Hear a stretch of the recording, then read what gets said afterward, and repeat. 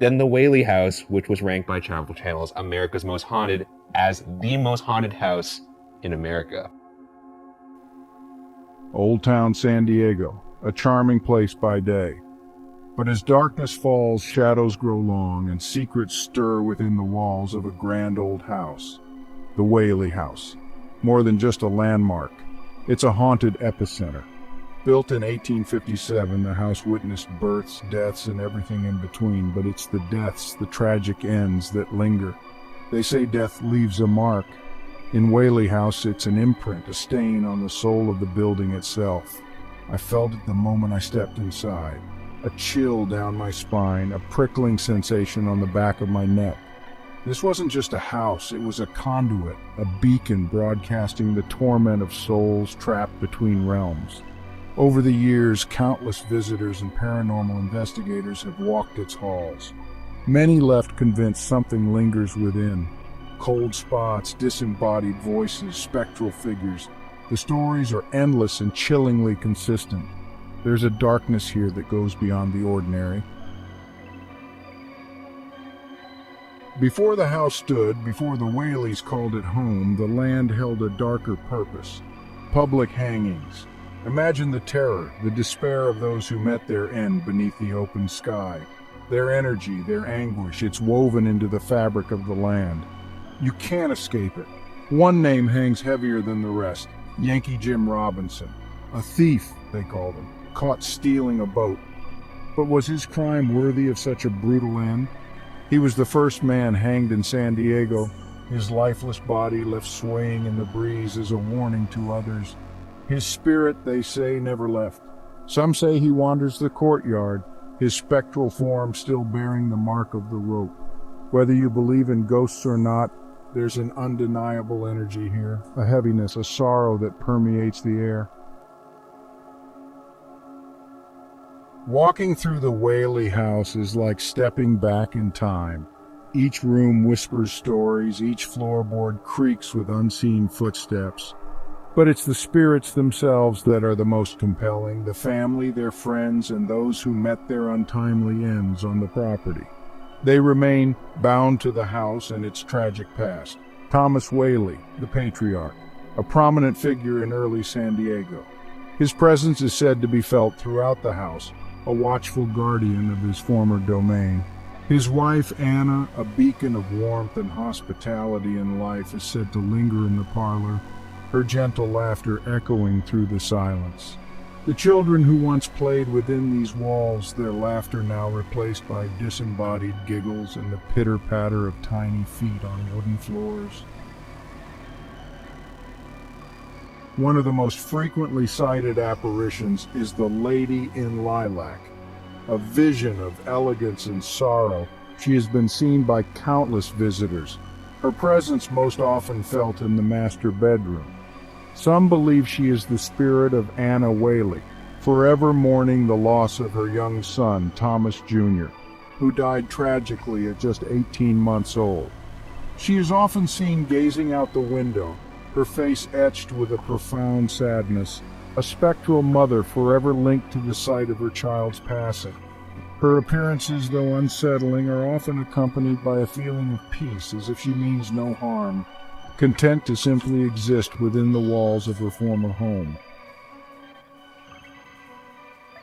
Thomas Whaley was a man of many hats, a businessman, a politician, even a judge. He held court in one of the home's rooms, dispensing justice in the days of the Wild West. Now that room is said to be one of the most active paranormal hotspots in the house. Visitors and investigators alike have reported feeling a palpable shift in energy upon entering, a heaviness that presses down on them like an unseen gavel. Some claim to have seen the spectral form of Judge Whaley himself presiding over his ghostly courtroom, his stern gaze seemingly judging those who dare to enter his domain. Whispers of past trials, the echoes of accusations and defenses are said to be heard by those who listen closely, a chilling reminder of the room's former purpose.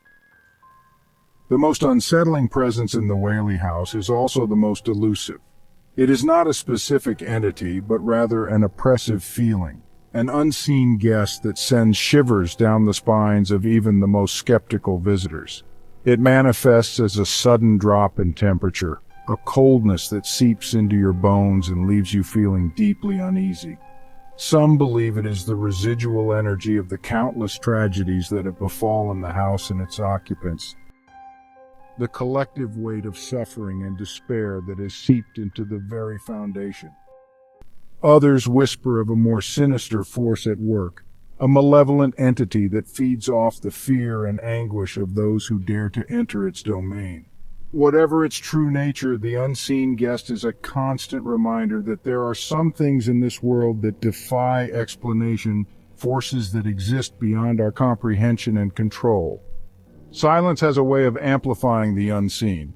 In Whaley House, it's not just the silence you hear, but what breaks it. Footsteps, heavy, deliberate, echoing from empty hallways. Are they the footsteps of Thomas Whaley still pacing his beloved home, or perhaps the spectral maid still tending to her duties in the afterlife? Voices drift from vacant rooms, whispers too low to discern, yet their tone sends chills down your spine. Children's laughter, innocent and pure, yet there are no children here. Or are there? These are the sounds that unsettle, that make you question your sanity. Music from a bygone era, the faint strains of a piano played with a mournful touch. The sounds of Whaley House are not just noises. They are echoes of the past, whispers from beyond the veil, reminders that we are not alone. Children are drawn to the Whaley House, their innocent eyes often seeing what adults miss. They tug at their parents' sleeves, pointing at empty corners, giggling at unseen playmates. It's in these moments that the line between the living and the dead seems to blur, the veil lifted to reveal the spectral playground that exists alongside our own. One tragic story echoes through the years. A young visitor, no more than 6 years old, wandered off from his family. They found him in the garden, eyes wide with wonder, clutching a small antique toy. "A little boy gave it to me," he said, his voice filled with innocent joy. But there was no little boy. Some say it was the spirit of Thomas Jr. finally finding a playmate in the world of the living. The Whaley House is more than just a haunted house. It's a time capsule, a place where the past bleeds into the present. As you walk its creaking floorboards, run your hand along the worn banister, you can't help but feel the weight of history bearing down on you. The laughter, the tears, the joys and sorrows of those who lived and died within these walls, it's all here, etched into the very fabric of the building. You can almost hear the murmur of conversations long gone, feel the brush of a ghostly hand on your shoulder, smell the faint scent of lilac perfume lingering in the air. It's a place where time stands still, where the veil between the living and the dead is thin, almost translucent. The Whaley House stands as a testament to the enduring power of the human spirit. It has weathered storms, both literal and metaphorical, and yet it remains a steadfast sentinel guarding the secrets of Old Town San Diego. It is a place frozen in time, a living museum that offers a glimpse into the lives and times of those who came before us. But it is also a place of profound sadness, a place where the echoes of tragedy linger in every shadow, every creak of the floorboards. The Whaley House is a stark reminder that life is fleeting, that our time on this earth is but a blink of an eye in the grand scheme of things. You know, you'd think by this time that every San Diegan has heard everything there is to know about the famous Whaley House, the first two-story brick building on the West Coast. Now, Mr. Whaley, as you see in this photograph, is a flamboyant gentleman. In '49, he came to California. But what about this courtroom we're sitting in? Well, if you know June Redding, you get permission to sit here in the judge's bench, and I'm going to leave. I don't even want to touch that beautiful old flag, which goes back to the days of President Lincoln. But this building started out as a granary, June Redding. That's correct. It did. 1855. That's right. And Mr. Thomas Whaley came down from San Francisco. He was destroyed by the fires. 1 year, he made $20,000 And how much was our population? How big? About 250 people. Holy Mitty, so he was a big man. A year later, he built the two-story residence, which we're going to see a little bit later on. And you want to know about the ghost stories? Well, there's so much here. The Whaleys were friends. Whaley's mother, back east, was a friend of the Lincolns. And the famous artist who hung the portraits of Washington and Lincoln had in his possession something I've never knew existed, and it's in this room. Yes, it's one of the 6 life masks actually made on Lincoln's face. Let's go over this way. We'll go past the real library of Ulysses S. Grant. This was an inauguration gift. So much you should come down more often. But the last thing this room was used for was the county seat. Before, that was when Mr. Horton got everything moved over That's right. to That was in Newtown. 1869. But this is still a legal county seat, this courtroom. But there it is. That is really Abraham Lincoln's real face? Yes, it is. How did they do that, Judy? Well, Lincoln sat. He went to the artist studio several times and sat for it. And they greased his face and inserted straws in his nostrils. And then with a thin layer of plaster on his face, he sat for 25 minutes until the mixture hardened. That is so spooky to me, and people used to do this, and June tells me that they've just uncovered a life mask of President Washington, but that's just part of the unnerving feel that you get in the Whaley House. This was the granary. It wound up being the county seat. Next door lived the Whaleys and their family, and this lady has lived with them. And I mean with them all these years, and I'm not going to go anyplace unless you go with me. Here's the story coming up next.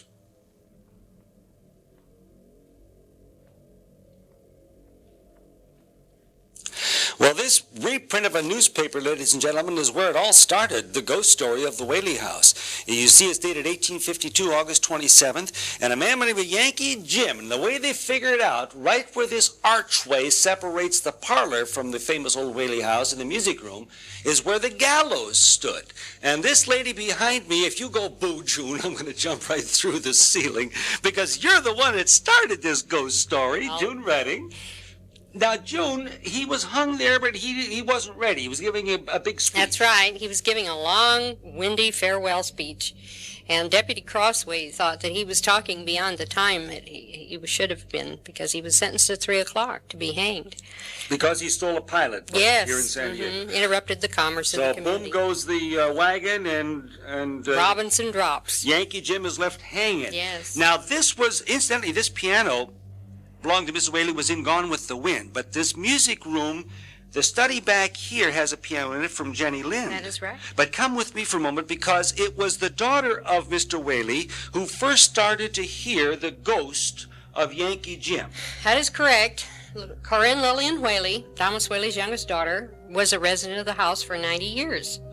And she felt that the house was definitely haunted with the spirit of Yankee Jim, and that it was his walking that she heard. Now, that's why she moved from her bedroom upstairs down to her father's study, which is now part of the museum with all the wonderful things the Whaley family had. But now you have heard a baritone voice laughing just 2 years ago. That's right, I have. And you have heard his footsteps going through those empty bedrooms. That's right. And I'm not going up there this time. Why not? You know why not. Because I don't want to take any chances. But you've run up there and you've not been able to see No, we never see any kind of a figure, but we definitely hear a noise of a man's footsteps.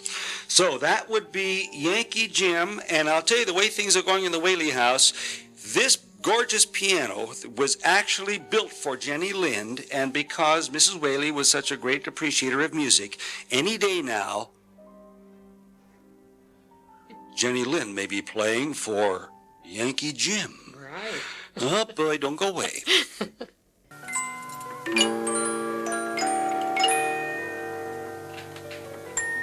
If this music box could talk instead of play, it might tell us about the ghosts that are supposed to inhabit the Whaley Mansion.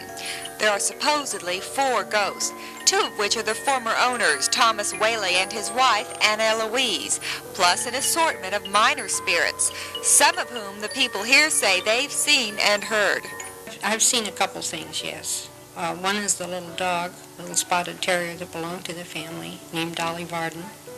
It made its appearance one night running down the front hall, and it seemed to run into the dining room, and I thought ran under the dining room table.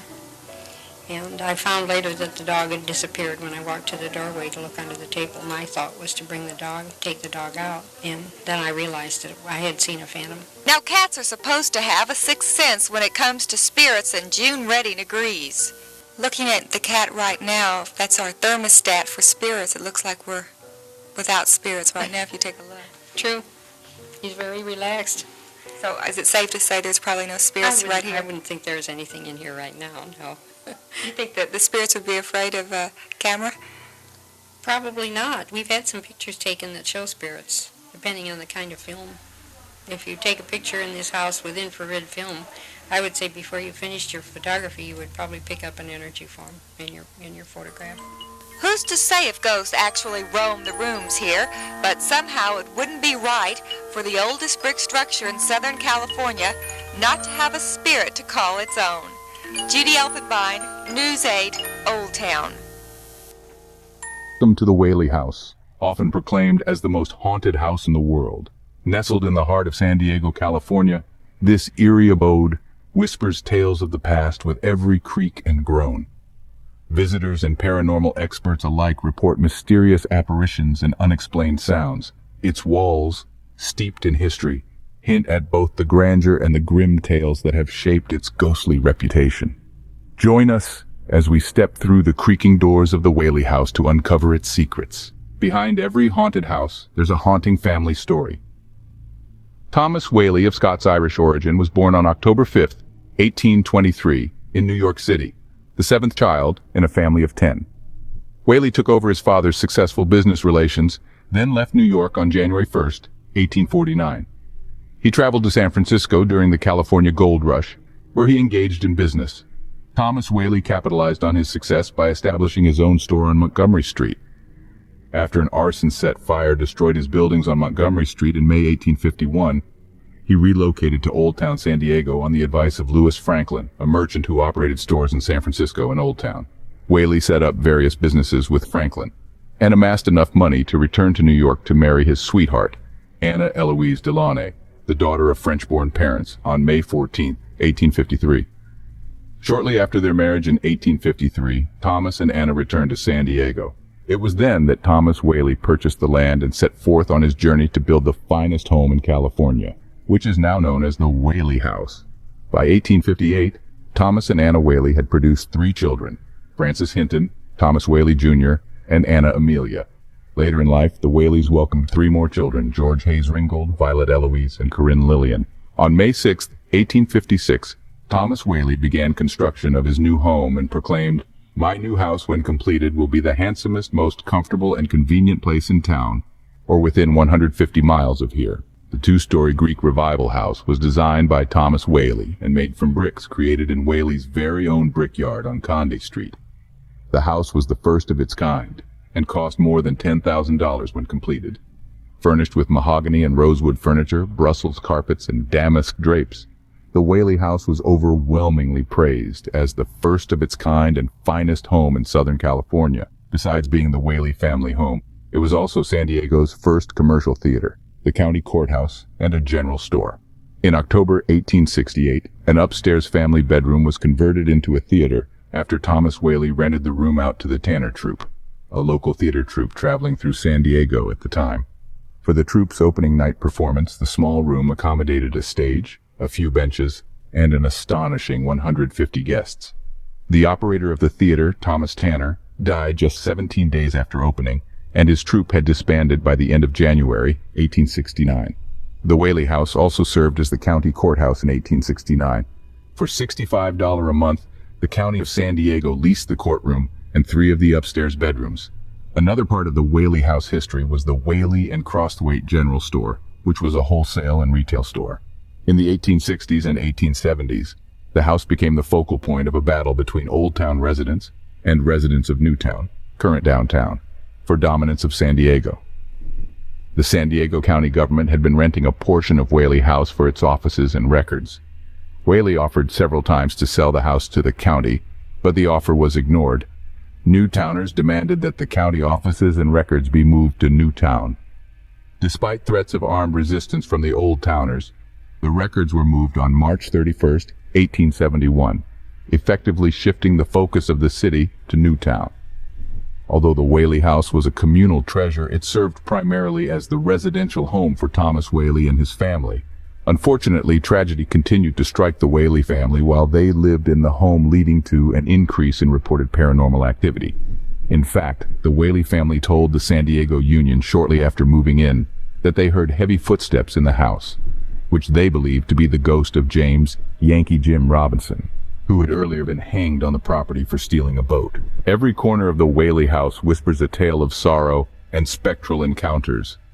Resonating through the walls of this historic mansion are not only the tragic life events of the Whaley family, but also eerie echoes from the beyond. The tale with the untimely death of Thomas Whaley Jr., taken by scarlet fever at just 18 months old, setting a mournful tone to the house. The fabric of sorrow deepened with the devastating fire that consumed their store, pushing Thomas and Anna to relocate to San Francisco. Here, amidst new beginnings with 3 more children, George Whaley, Violet Eloise, and Corinne Lillian, tragedy followed as a massive earthquake disrupted their lives, forcing their return to a desolate Whaley house in 1868.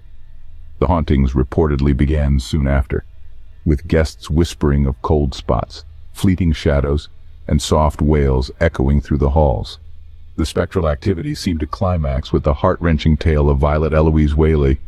Married and abandoned within a fortnight, Violet, engulfed in melancholy, tragically ended her life using Thomas's .32 caliber gun in the backyard outhouse, with many claiming to hear her despairing sobs in the dead of night. Her father Thomas, grief-stricken and haunted by the events, sought solace by building new residence at 933 State Street. Yet the hauntings at the old house persisted. Over the years, the Whaley House saw the demise of more family members. Anna Amelia in 1905, Anna in 1913, and Corinne Lillian in 1953, all of whom are said to wander its rooms still. Beyond the family, even visitors bore witness to misfortune, with accidents and sudden illnesses frequently reported, the spirits apparently unwilling to confine their torment to the family alone. After being dedicated as a historic house on May 25, 1960, the Whaley House has received over 100,000 visitors per year, and a countless number of those people report paranormal experiences. For there to be so many instances of reported paranormal activity in the house, we have delved into the history of the Whaley House. Next, let's explore its haunting mysteries. The first spirits we encounter are Thomas Jr. and Violet. Infant cries, often echoing through the corridors, are attributed to Thomas Jr., who tragically succumbed to scarlet fever here at just 18 months old. On the second floor, in the back room, visitors report sightings of a young woman accompanied by an overwhelming sense of sorrow. This is believed to be Violet Whaley. The rooms throughout the house pulse with spiritual activity, hosting apparitions from the early 1900s, possibly those of former residents. Guests have witnessed a little girl in the dining room, heard the strains of vaudeville music in the theater room, and felt an unmistakable presence in the courtroom. Outside, over 3 decades ago, a police officer encountered a woman in period attire, crying inconsolably, only to vanish as light fell upon her. Anna Whaley's spirit is often seen in the garden or the lower rooms, dressed in a green gingham dress, sometimes sipping tea in the parlor. Even the pets of the Whaleys, a ghostly dog and cat, roam the premises. Thomas Whaley himself is known to appear on the upper landing, his presence marked by the scent of tobacco smoke. A tour guide, Victor Santana, once fled the house when a mysterious voice questioned his presence during a routine security check, leading to a panicked exit and a subsequent police investigation. However, the most chilling spirit is that of Yankee Jim, whose heavy footsteps are a frequent reminder of his tragic end on these grounds before the house was even built. Convicted of theft, Yankee Jim his fate on the gallows right where the house today. Thomas Whaley, who witnessed the execution, later purchased the land, a decision that would haunt him and his family for years to come. Since being designated a historic landmark, the Whaley House has welcomed over 100,000 visitors annually, many of whom report their own eerie encounters within its walls. The myriad of paranormal incidents reported makes the Whaley House a true nexus of supernatural activity. The Whaley House has transcended its physical bounds to become a staple in American horror culture. Its eerie reputation and ghostly tales have made it a sought-after location for filmmakers and television producers keen on capturing its essence of the paranormal. The Whaley House has been featured in many historical documentaries as well as a wide variety of paranormal and sci-fi shows, including Sci-Fi Channel's Fact or Faked, Paranormal Files 13, and Travel Channel's America's Most Haunted, in which it was stated the Whaley House was the most supernatural home in the United States. The Whaley House was mentioned in the 2007 animated movie Hellboy, Blood and Iron, in which one of the characters references the paranormal entity, Yankee Jim. In 2012, the Whaley House was featured on the biography channel's The Haunting of Regis Philbin. While filming for a local San Diego morning show in 1964, Regis Philbin visited the Whaley House Museum and claimed to have a paranormal encounter with Mrs. Whaley. Philbin stated, "You know, a lot of people poo-poo it because they can't see it, but there was something going on in that house." In 2014, the Whaley House was featured on Ghost Adventures as the main investigation of the series' 110th episode. As we close the doors behind us, the stories of the Whaley House linger in the shadows.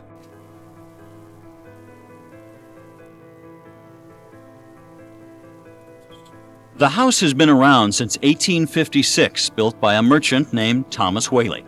Some people say Thomas Whaley still lives here, in spirit. We visited at night, naturally. That's when you'd expect spirits to come out. The Whaley House is a museum now, and June Redding has been the director for almost 25 years, a very pleasant, very rational woman who is convinced the Whaley House is haunted. There is no doubt in your mind, is there, that there are spirits in this house? Oh, definitely. I think they'll always be here. I don't believe that they're going to leave. I think they're tied to this house. She says the spirits are friendly, they never bother people, but she says they are present. The consensus is that there are 4 main spirits: Thomas Whaley, his wife Anna, a little girl who used to play with the Whaley children, and a sailor named Yankee Jim Robinson. Yankee Jim was hanged for stealing a boat in 1852, 4 years before the Whaley House even existed, but the gallows stood right here, where the downstairs archway of the house was later built. Theory is that he's still His spirit around this house somewhere. supposedly permeates this house. It's manifested sometimes by footsteps, by walking. What did you think when you first heard those footsteps? Well, I really wanted to ignore them, to be very frank about it. But the sounds were hard to ignore. They were persistent. And sometimes we would hear a sound of someone descending the stairs. Never came to the bottom of the stairs, but it would fade out. There have been other phenomena hard to explain. Mrs. Redding and others have heard music. The Whaleys loved music. There have been smells. We get a wonderful perfume, which I think is French and belonged to Mrs. Whaley. We get a fragrance of violets, like dusting powder from the girls' room upstairs here. And several times the smell of cigars. And no smoking is allowed in the Whaley House. No, and the smell will travel. You will swear someone's walking and smoking toward the front door. Several times, especially around the holidays, there's been the smell of cooking. No one cooks in the Whaley House anymore. We didn't encounter any strange smells while we were there. We didn't see any apparitions, but sounds, well, at one point, our audio man, Rick Corcoran, heard a scratching noise in his earphones. I'm going to check the mic and see if there's something wrong with the mic box, but Why don't you do it hasn't been there all night. It just started? Yeah. He checked the mics. They seemed okay. Didn't appear to be anything wrong with the mic. But it sounded scratchy. I heard some scratches. Hadn't been there all evening. And then there is the matter of the 9th step.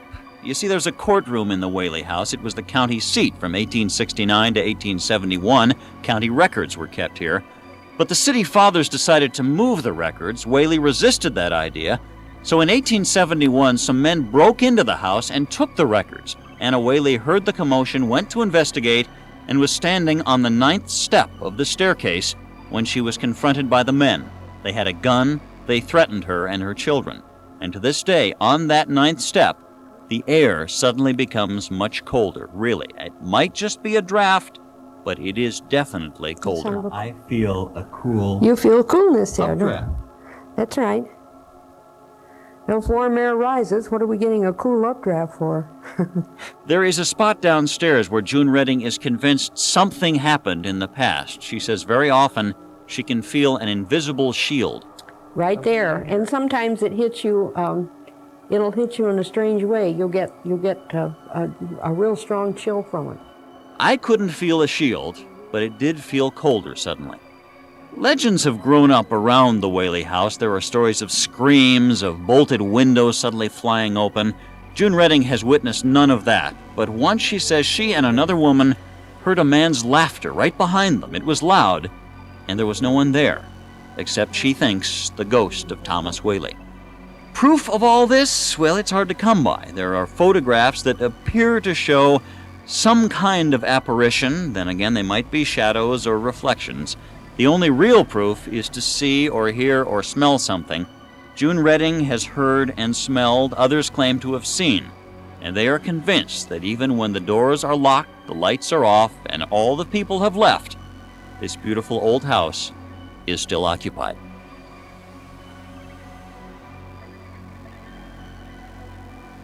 Thanks for watching.